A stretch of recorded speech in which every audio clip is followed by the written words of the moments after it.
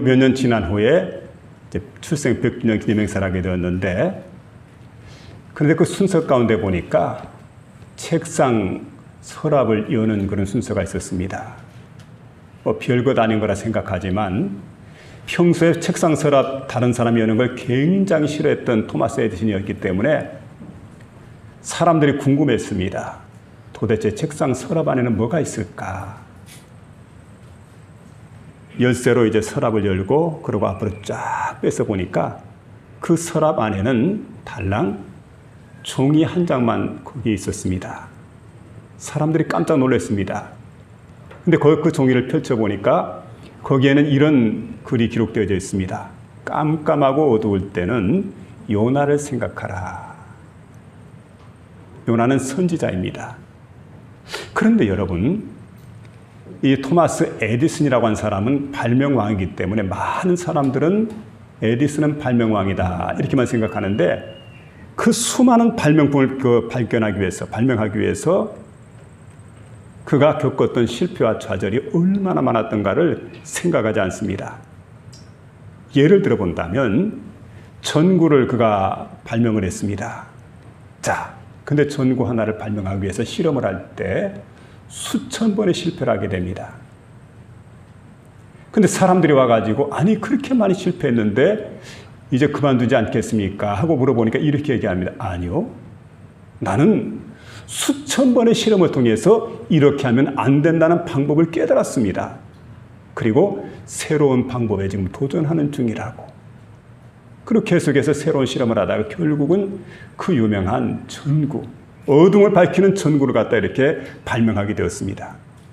우리 인류에게 얼마나 큰 혜택이 주어진지 모르죠. 그는 정말 어둡고 답답한 일, 깜깜한 일을 만날 때마다 항상 요나를 생각을 했습니다. 요나는 누구일까요? 그는 하나님의 선지자입니다. 근데 하나님께서 요나에게 명령을 내립니다. 요나야, 너는 저 큰 성읍 니느웨에 가서 하나님 복음을 외쳐라. 근데 그 명령을 어겼습니다. 그리고 제 갈 길로 가버렸습니다. 그런데 하나님은 그를 갖다가 버리지 않았습니다. 그래서 하나님께서 원하시는 대로 인도하게 하기 위해서 커다란 물고기를 갖다 예비하셨습니다.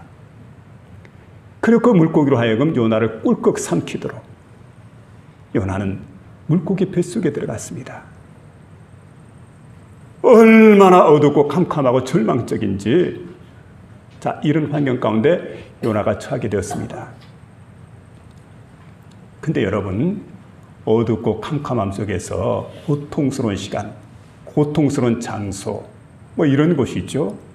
얼마나 답답하고 힘들었겠습니까만은, 그러나 여기서 그는 하나님의 사랑을 느끼게 됩니다. 그리고 하나님의 손길을 느끼게 됩니다. 아하, 이게 바로 하나님의 사랑이었구나. 하나님의 따사로운 손길이었구나. 그는 거기에서 하나님을 깊이 깨닫게 되고 자신이 일꾼임을, 하나님의 일꾼임을 다시금 자각을 하게 되고 새롭게 그곳에서 거듭나게 됩니다. 그리고 하나님의 귀한 일꾼으로 쓰임받게 되었던 걸 보게 됩니다. 자, 오늘 여러분 본문의 말씀은 이런 말씀입니다. 예수님께서 제자들에게 배를 타고 건너편으로 가라. 배 타고 건너편에 가다가 큰 풍랑을 만나게 됩니다. 이상하잖아요. 주님께서 가라고 해서 갔는데 왜 풍랑일까? 왜 이 고생을 당해야 될까? 순종해도 별 볼일 없는 이렇게 생각할지 모르겠습니다만은, 그러나 여러분, 이런 큰 풍랑을 만나게 되었는데 주님은 그곳에 도착을 하게 됩니다. 그리고 그들에게 말씀합니다. 안심하라. 내니 두려워하지 말라. 그래서 오늘 귀한 시간에 우리가 듣기로 원하는 말씀이 바로 이겁니다. 안심하라. 내니 두려워하지 말라. 오늘 이 말씀을 듣는 가운데 저와 여러분의 마음속에 크신 은혜가 임하게 되는 복된 시간 될 수 있기를 주의 이름으로 부탁을 드립니다. 아멘. 근데 여러분, 왜 두려워하지 말라 했을까요? 첫째로는 주님께서 제자들을 위해서 기도하고 계셨기 때문에 두려워하지 마라. 주님께서 전적으로 그들을 책임져 주고 있습니다. 그리고 그들을 위해서 지금 기도하고 있습니다. 45절 말씀 보니까 예수께서 즉시 제자들을 재촉하사 자기가 무리를 보내는 동안에 배를 타고 앞서 건너편 벳세다로 가게 하시고 이렇게 말씀해 주고 있습니다. 그러니까 예수님께서 지금 제자들을 갖다가 건너편으로 보내게 되는데 지금 예수님이 오병이어의 역사를 일으켰습니다. 오병이어라고 하는 것은 물고기 2마리 보리떡 5개를 가지고 5,000명 모이고 12광주를 남긴 사건. 근데 엄청난 사건 아닙니까? 이 사건을 딱 경험하면서 많은 무리들이 생각합니다. 이야, 굉장하다. 우리가 지금 대통령을 선출할 때 보면 가장 먼저 생각하는 게 뭐냐면 경제를 살리는 대통령인가? 이걸 생각하면서 표를 줍니다. 여당이든 야당이든 그렇죠.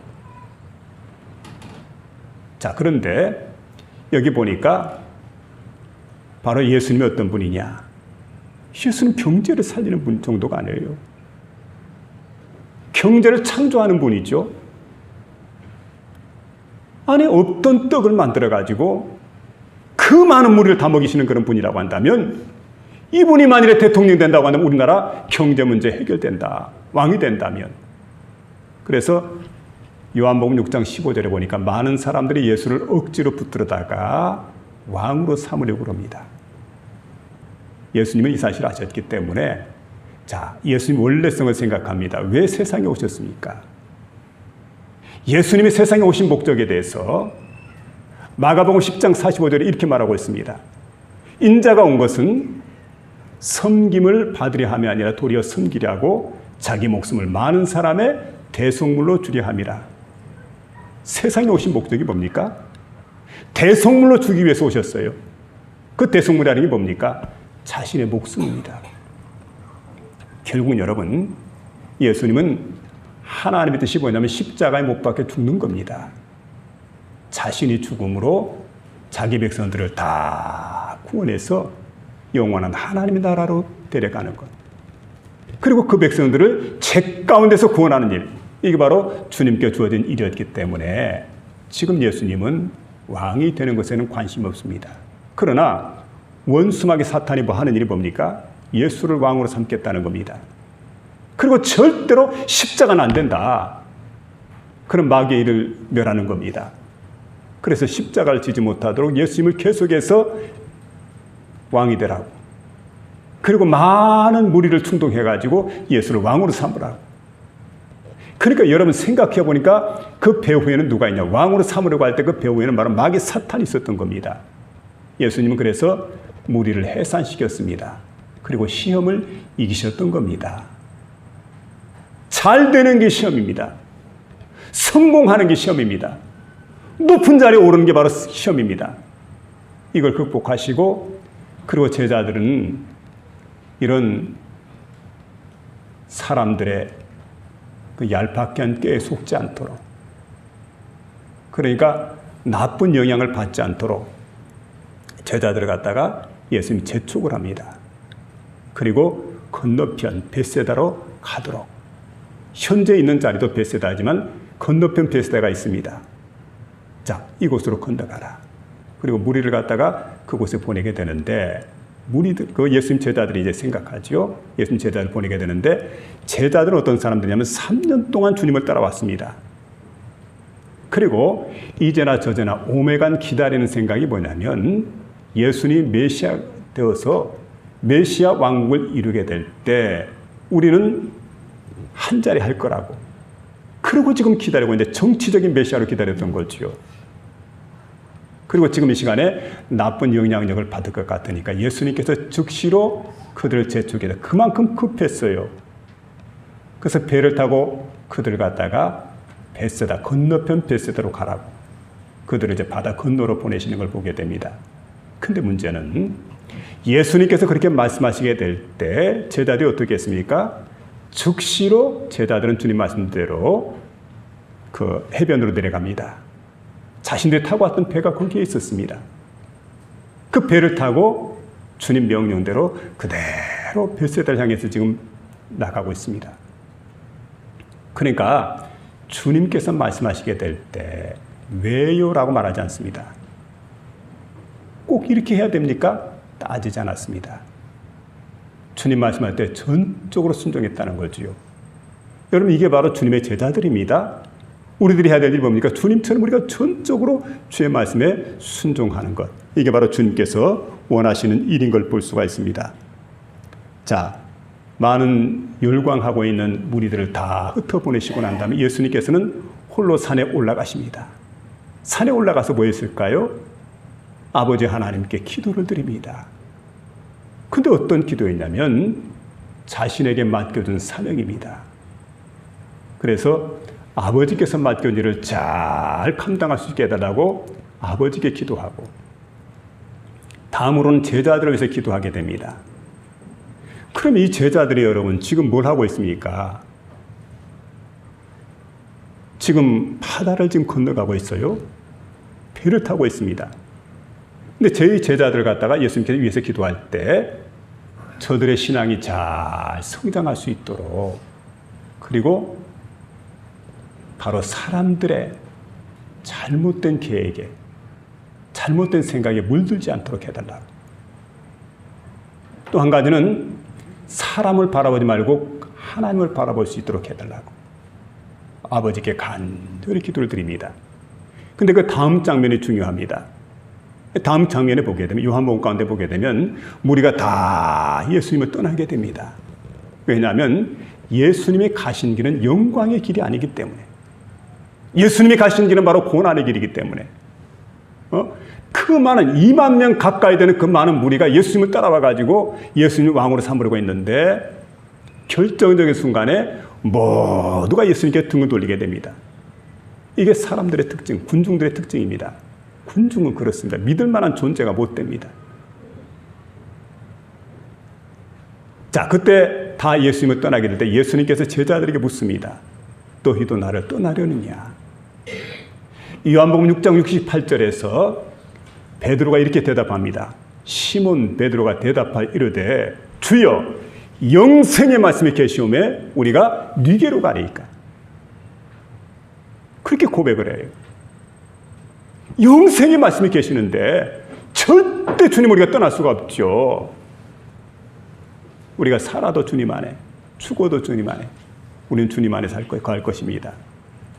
그런 고백을 주님께 드리고 있는 이런 장면을 볼 수가 있습니다.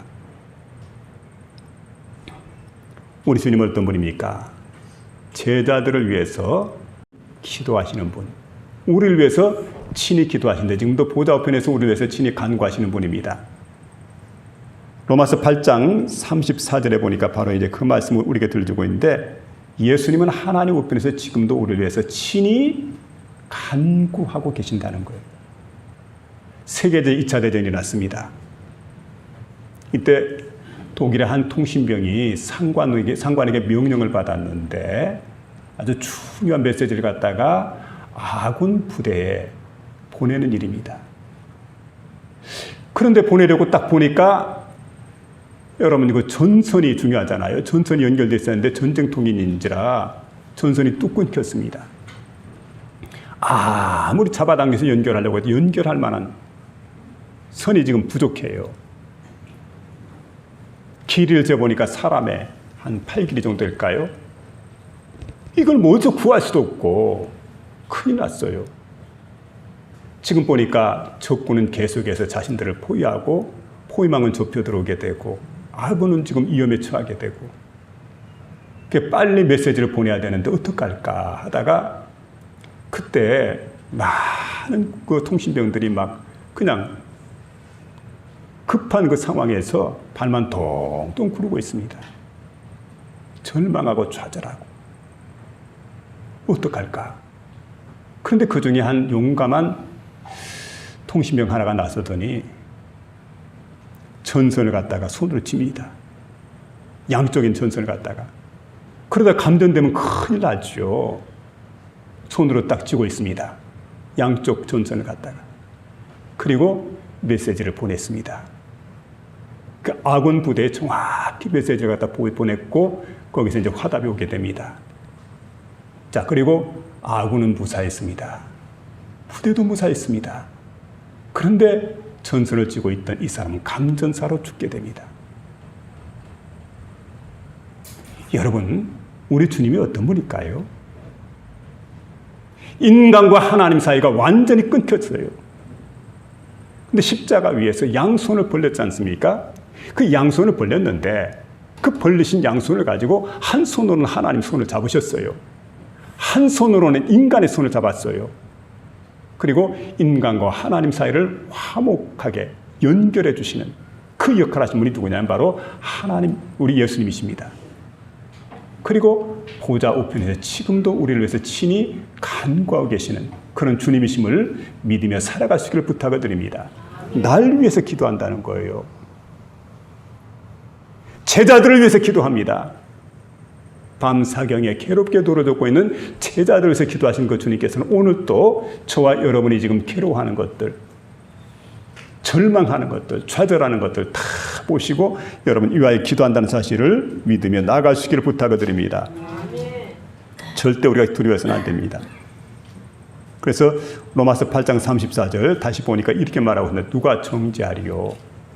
죽으실 뿐만 아니라 다시 살아나신 이는 그리스도 예수시니.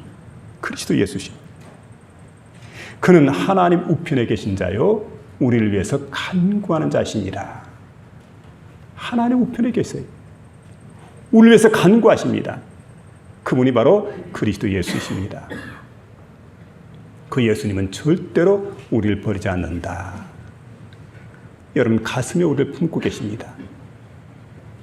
마치 도장에 사람의 이름을 새긴 것처럼 우리 이름을 새기시고 그 주님의 가슴에 우리를 품으시고 우리를 위해서 친히 간구하시고 절대로 우리를 버리지 아니하시는 그런 주님께서 여러분 내가 세상에 너희를 고아처럼 버려두지 아니하리라고 주님 말씀하시기 때문에 세상 끝날까지 함께 하시는 그 주님과 함께하는 복된 삶을 살아갈 수 있기를 주의 이름으로 부탁을 드립니다. 두 번째는 예수님은 나를 찾아오신다는 말씀인데 47절에 보니까 배는 바닷 가운데 있습니다. 예수께서 무태 홀로 계십니다. 그러다가 날이 저물었습니다. 자, 날이 저물었는데 그 다음 장면을 보게 되니까 48절이죠. 48절에 보게 되면 막 지금 제자들이 바다 한가운데서 노를 지금 젓게 되는데 근데 바람이 거스름으로 바람이 거스렀다는 말은 뭐냐면 역풍이 불어왔다는 거예요. 그러면 생각해 보세요. 여러분 처음에 이 배가 해변에서 이렇게 출항하게 될 때는 돛을 달고 출항을 하게 됩니다. 바람을 이용하는 거지요.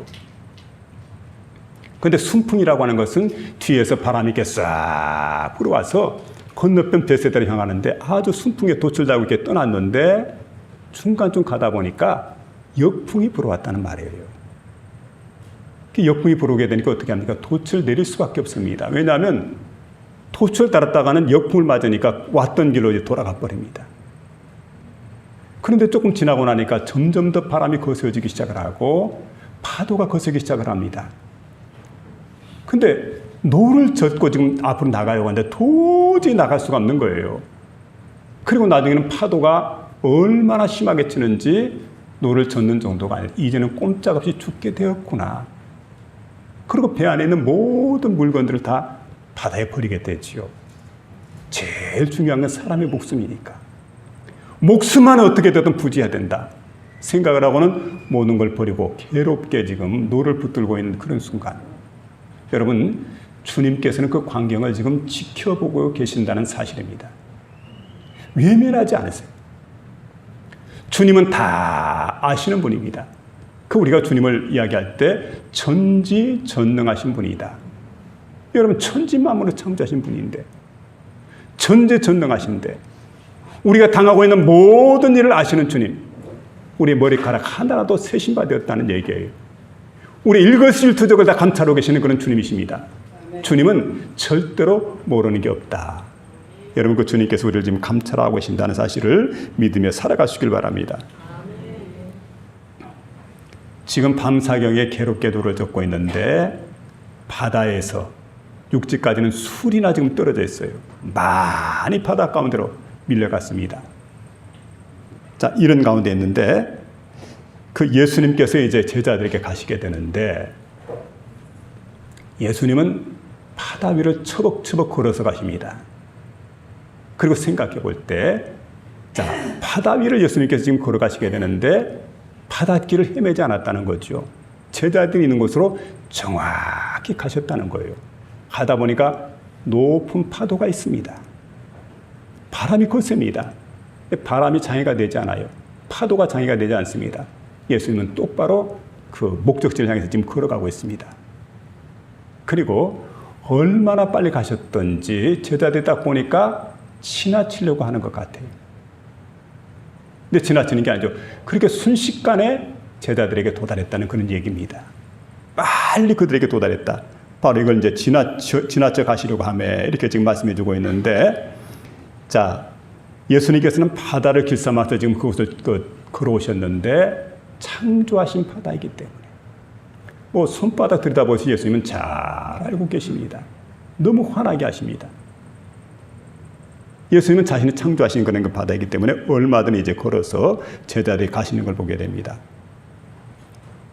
그래서 여러분, 우리가 아무리 힘들고 어렵고 고통스러울 때도 꼭 생각해야 돼요. 주님은 찾아오신다.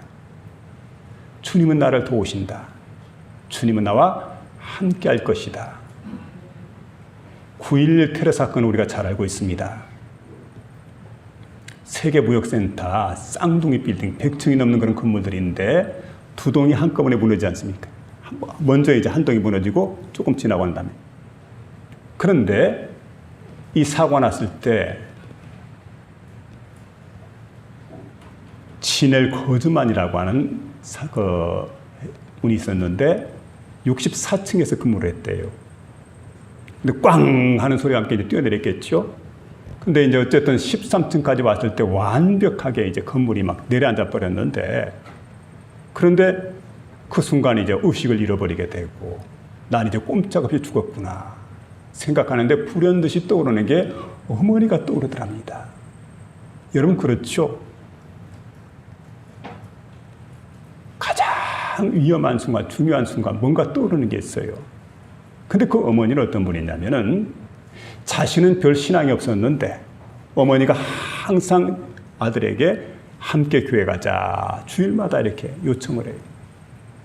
그리고 그 아들, 믿음 없는 아들을 위해서 늘 기도해주는 그런 어머니인데 어머니가 생각이 나면서 잠깐 눈을 떠보니까 의식이 돌아왔죠. 그러고 이제 하나님 앞에 기도하게 되는데 회개하는 기도를 드리게 되고 하나님의 도움을 요청하게 됩니다. 그러면서 이렇게 기도하죠. 하나님, 절대 저를 떠나서는 안 됩니다. 하나님, 저를 좀 도와주세요. 하나님의 기적이 아니고 내가 살아나갈 수 있는 길이 없습니다. 근데 잠깐 눈을 뜨고 보니까 밖에서 이렇게 한 줄기 빛이 들어오게 됩니다. 그러니까 뭐 건물이 완전 와수당이 됐잖아요. 그러고 이제 완전 잿더미로 이제 변해버린 그런 건물인데 그 건물더미 속에 있었던, 그러니까 몸을 갖다 꼼짝을 못합니다. 그런데 그 가운데 밖에서 이상한 소리가 들려오더래요. 주의 깊게 소리를 듣고 있다가 그가 겨우 손을 뻗어가지고 밖에서 들려오는 소리를 향해서 이제 외치게 됩니다. 그랬더니 밖에서 들려오는 소리가 이렇게 얘기하게 됩니다. 당신은 절대 죽지 않을 거라고. 용기를 내라고. 반드시 구조대원이 와가지고 당신을 구조해 줄 거라고. 아, 밖에서 그렇게 말하니까 용기가 나고 격려가 됩니다. 참 너무 감사합니다. 절대 저를 떠나지 말아주세요. 그리고 이제 밖에서 계속 얘기를 해주게 되니까 정신줄을 놓지 않죠. 그리고 그에게 이름을 물었답니다. 그랬더니 당신 이름이 뭡니까? 물으니까 나는 폴입니다. 폴. 그런데 조금 더 시간이 지나고 난 다음에 드디어 이제 구조대원들이 왔어요. 와가지고 자신을 27시간 만에, 건물이 부른 지 27시간 만에 자신이 구출이 되게 되었는데 밖에 나가서 이렇게 보면서 그 자신과 대화했던 사람이 어디 있나 하고 보니까 없더래요. 구조대원들하고 이야기해 보니까 아니, 그런 사람이 여기 온 적이 없다. 우리가 제일 먼저 도착을 했다. 아무도 여기 오지 않았다. 깜짝 놀라게 됐다는 거지요. 그래 그는 생각을 합니다. 아하, 하나님께서 천사를 보내셨구나. 기적적으로 하나님이 천사를 보내셔서 내가 정신줄 놓지 않게 해주시고 나를 도우셔서 격려하고 위로하고 힘을 주시고 그래서 나를 구출해 주셨구나. 생각하니까 감사의 눈물을 흘릴 수밖에 해요. 그 훗날 이분이 이 간증을 하게 되고 그게 이제 막 신문마다 대서특필이 나오게 됩니다. 왜냐하면 여러분 27시간 만에 구조됐던 이 사람이 마지막 생존자였기 때문에. 하나님은 그런 분이죠. 우리 주님은 그런 분입니다. 그래서 우리에게 약속을 해줍니다. 볼지어다 내가 세상 끝날까지 너희와 항상 함께 있으리라. 여러분 그 하나님은 우리를 찾아오신 하나님이고 나를 절대로 버리지 아니하시는 그런 하나님이심을 믿으며 살아갈 수 있길 바랍니다.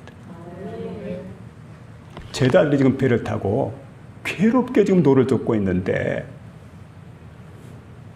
자칫 잘못하면 빠져 죽게 되는데 근데 여러분 한 제자도 주님께서 버리지 않습니다. 모든 제자를 살리시기 위해서 가장 적절한 시간에 주님께서 찾아오셨다는 겁니다. 그리고 그들을 구출해 주신다는 거지요. 그 주님은 오늘 또 여러분 살아 역사하시는 분입니다. 예수 그리스도는 어제나 오늘이나 영원토록 동일하신 그런 주님이심을 믿으며 살아가는 저와 여러분 되시길 부탁을 드립니다. 마지막으로 이게 보니까 예수님은 나를 구원하신다는 말씀이 49절 52절에 있는데 자 49절에 보니까 제자들이 그가 바다 위로 걸어오시는 보고 유령인가 하여 소리 지르거늘. 그가 누굽니까? 예수님이 있죠. 바다 위로 걸어옵니다. 그러니까 지금까지 제자들의 경험으로 볼 때 한 번도 예수님께서 바다 위로 걸어오신 것을 본 적이 없어요. 그리고 여러분 예수님께서 제자들을 갖다 이렇게 구원해 주기 위해서 바다 위로 걸어오신다는 것을 미처 생각하지 못했어요. 그런데 이런 놀라운 기적의 역사가 그들 앞에 지금 펼쳐지고 있습니다. 도무지 믿을 수 없는 일이죠. 일반적으로 보면 여러분 사람의 몸무게가 바닷물보다 무겁습니다. 바다 위에 서게 되면 사람은 자연스럽게 가라앉게 됩니다. 근데 가라앉는 게 정상인데 어떻게 바다 위로 처벅처벅 이렇게 걸어올 수 있을까? 제자들이 생각할 때 아하, 형상으로 볼 때는 사람의 모양으로 왔지만 그런데 사람이 아니다. 유령이다. 그러니까 막 제자들이 큰 소리 치게 되죠. 유령이 나타났다. 유령. 지금 막 그야말로 지금 풍랑 때문에 엄청난 파도, 엄청난 바람 때문에 지금 엄청난 고생을 하고 있는데 엎친 데 겹친 겨울 유령까지 나타났으니까 얼마나 두려웠겠습니까? 그래서 두려워했던 결정적인 원인은 유령이 나타났기 때문이다. 그때 여러분 잠시 후에 이런 일이 벌어지게 됩니다. 바람결에 한 음성이 들려와요. 근데 음성이 딱 들려오는데 아주 익숙한 음성입니다. 예수께서 이르시되 안심하라 내니 두려워하지 말라 하시고. 이게 누구의 음성입니까? 예수님의 음성입니다. 익숙한 음성입니다. 아하, 이분은 바로 예수님이시구나. 유령이 아니라 예수님이시구나. 그러니까 여러분 사실은 제자들의 마음속에는 믿음이 없었던 거예요. 왜냐하면 예수님은 물고기 2마리 보리떡 5개 가지고 5,000명을 먹이고 12광주를 남겼던 그 예수님이십니다. 바로 조금 전에 오병이어의 기적을 체험했다고 한다면은 여러분 그 주님께서는 얼마든 바다 위로 걸어올 수 있는 분이죠. 그럼 여러분 이렇게 물었어야 돼요. 주님이십니까? 주님이십니까?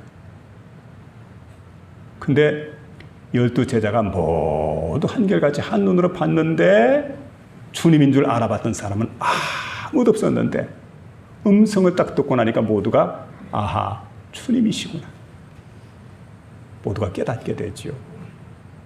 그러니까 여러분 그동안 괴롭게 노를 젓느라고 얼마나 고생을 했어요. 유령인 줄 알고 얼마나 또 마음이 졸였습니까? 심적으로 고통을 당했습니까? 그러니까 육체적 고통과 심적 고통이 주님의 음성을 듣는 순간에 봄눈 녹듯이 다 사라지게 돼요. 그리고 그들이 그 두려움에서 해방이 되게 됐다는 거지요. 주님 말씀합니다. 안심하라. 내니 두려워하지 마라.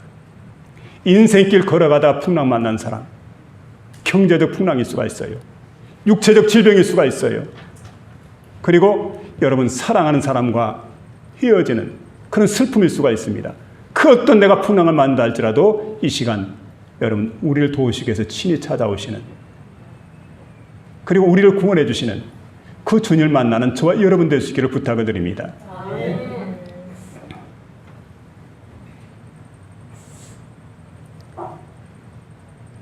주님께서는 신속히 찾아오십니다. 머뭇거리지 않죠. 우리를 도우시기 위해서, 우리를 구원하시기 위해서. 근데 여러분, 그 주님이 어떤 분인지 리차드 범브란트라고 하는 목사가 이런 얘기를 했습니다. 루마니아 공산 치하, 그러니까 차우세스쿠 정권 하에서 하나님 복음을 전하게 됩니다. 그러다가 붙들렸어요.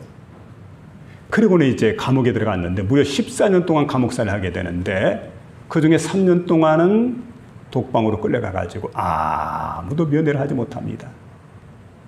그리고 거기에서 고문을 당하게 되고, 그리고 얼마나 많은 고생을 했던지 죽을 지경이죠. 마음속에 좌절감이 막 생기게 되고 절망하게 되고. 그때마다 여러분 기도와 말씀으로 잘 이기고 극복을 했어요.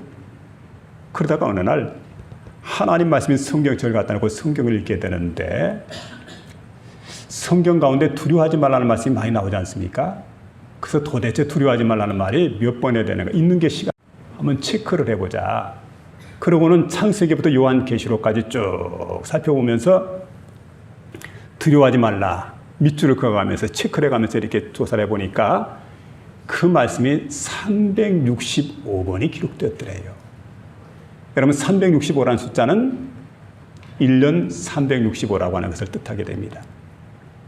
우리는 365일 1년 동안 하루라도 근심이 없는 날이 없습니다. 걱정이 없는 날이 없습니다. 고민이 없는 날이 없죠. 그러다가 우리가 절망을 할 때가 있습니다. 그런데 그때마다 여기 주시는 말씀이 뭡니까? 두려워하지 말라. 놀라지 말라. 여러분 주님께서 이렇게 말씀하지 않습니까? 내가 너와 함께함이라. 내가 너를 붙들리라. 참으로 내가 너를 도와주리라. 참으로 나의 의로운 오른손은 너를 붙들리라. 주님이 이렇게 말씀하는 거예요. 여러분 그 주님의 도움을 믿고 살아가는 저와 여러분 되시기를 부탁을 드립니다. 그런데 여기 보면 베드로에 대한 얘기가 마태복음에는 기록되는데 마가복음에는 빠집니다. 왜일까 하고 보니까 여러분 마가복음을 기록한 사람은 마가 요한입니다. 그는 베드로의 수행원입니다. 사도 베드로가 로마까지 갑니다. 그리고 거기서 순교를 하게 됩니다.